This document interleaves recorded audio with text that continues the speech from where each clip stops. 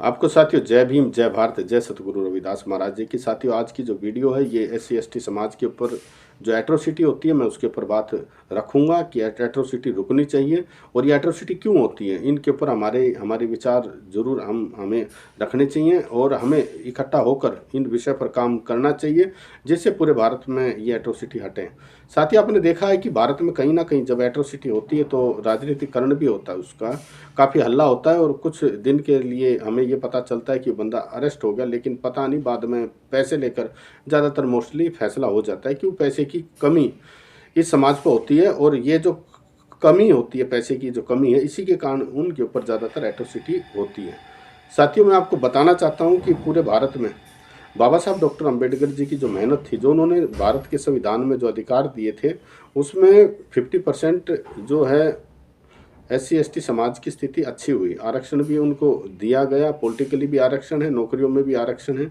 लेकिन जो पॉलिटिकली जो आरक्षण रहा, उन्होंने क्या किया कि जो जो बड़ी बड़ी पार्टियों के आका हैं उनकी चमचागिरी में ज़्यादा ध्यान दिया। तो पॉलिटिकली जो आरक्षण था उनका, उससे समाज को ज़्यादा बेनिफिट नहीं हो पाया। और जो नौकरियां थी, अब आपको पता है कि ज़्यादातर नौकरियां अब कॉन्ट्रैक्ट पे हो चुकी हैं। उनको पता चला कि इनकी स्थिति अब कुछ अच्छी होती जा रही है और जब ये इनकी स्थिति ठीक हो जाएगी पैसे की, तो ये अपने भाइयों के लिए आवाज़ उठाएंगे। तो इसी चीज़ को लेकर भारत में निजीकरण आया। अब आपको पता है कि सरकारी सरकारी डिपार्टमेंटों में निजीकरण है और ज़्यादातर नौकरियां अब जो है जो कॉन्ट्रैक्ट पे हो चुकी हैं।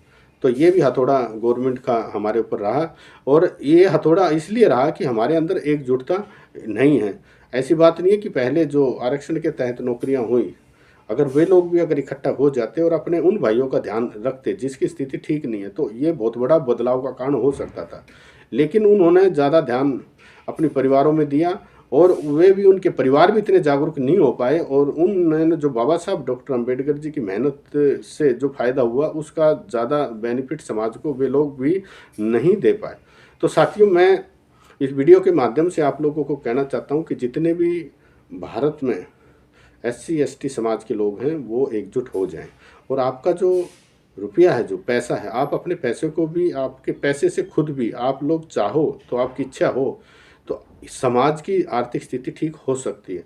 तो उसके लिए भी आप जागरूक रहें। और पॉलिटिकली जो पावर है, बाबा साहब डॉक्टर अंबेडकर जी ने कही थी, वोट एक अमीर की भी उतनी अहमियत रखती है और एक गरीब की भी उतनी अहमियत रखती है। तो आप लोग वोट के मुद्दे पर भी आप लोग एक हो जाएं। और आज राजा का बेटा राजा नहीं हो सकता, जिसकी वोट ज़्यादा आएगी वही राजा होगा। जैसे आप विधायक हैं, MP हैं, पॉलिटिकली जो सिस्टम है आप वो भी अपने हाथ में ले सकते हो। लेकिन जो राजनीति आकाओं के जो चमचागिरी है वो छोड़ दें। समाज को उनके पैरों से इतने मजबूती आप लोग दें समाज को कि वो अपने पैरों पे खड़े हो जाएं और किसी की अधीनता जो है, गुलामी, वो लोग उनसे लोगों से ना हो और अपने समाज को वो ज़्यादा, समाज को ताकतवर जो है समाज हो, उसमें उनका ज़्यादा ध्यान हो। तो मैं आपको साथियों कहना चाहता हूँ इस वीडियो के माध्यम से कि समाज के अंदर पैसे के अभाव से आर्थिक स्थिति खराब होने के कारण पूरे भारत में SC ST समाज के ऊपर एट्रोसिटी होती है और एकजुटता जो हमारे समाज में भी नहीं है। अगर इनके अंदर एकजुटता होती तो दो चीज़ हैं कि धार्मिक जो चीज़ें हैं, सतगुरु रविदास महाराज जी की जो वाणियाँ हैं उनको आप लोग अपनाएं।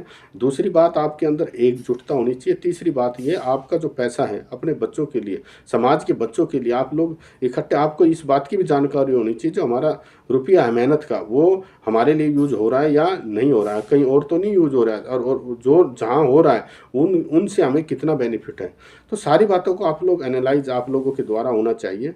और जो भारत के अंदर लैंड है, मान्यवर काशीराम साहब ने कहा था कि जो ज़मीन सरकारी है वो ज़मीन हमारी है।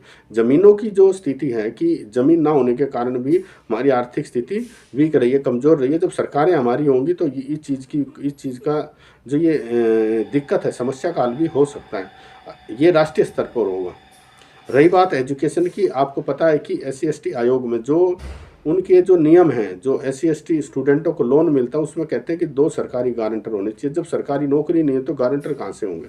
तो आपको इकट्ठे होकर राष्ट्रीय स्तर पर ये बात भी उठानी चाहिए कि ये जो नियम है ये हटाए जाएं और SC ST का जो अमाउंट है, पैसा, वो SC ST के बच्चों पर अच्छे से इस्तेमाल हो, जिसकी उनकी आर्थिक स्थिति, उनकी एजुकेशन की स्थिति ठीक हो और उनको जो नौकरियाँ ज़्यादा से ज़्यादा संख्या में अच्छी पोस्टों पे वे लोग पहुँचे।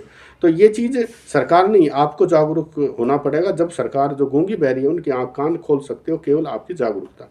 रही बात हमारे लीडर, जो हमारे राष्ट्रीय स्तर के लीडर हैं, उनके हाथ इतने मजबूत नहीं हैं कि वो आपकी आवाज़ मजबूती से उठाएँ। क्यों आपने पहले जो जो उनका भी, वो भी जब ही स्ट्रांग होंगे, ताकतवर होंगे, जब आप उनके साथ होंगे। अगर आप लोग उन लोगों के साथ होंगे जो आपको कमज़ोर करने में उनका ध्यान रहता है, तो फिर उनकी आवाज़ उठाने से कोई ज़्यादा बेनिफिट भी नहीं होगा। तो मैं इस वीडियो के माध्यम से साथियों आपको कहना चाहता हूँ कि आप लोग, आपकी जागरूकता इस SC ST समाज को मजबूत करने में आपकी जागरूकता का अहम रोल रहेगा।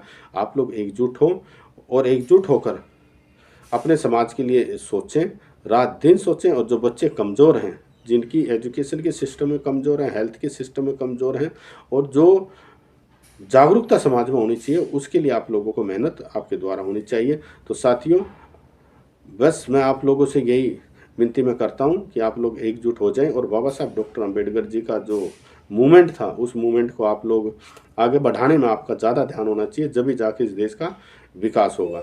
जय भीम, जय भारत।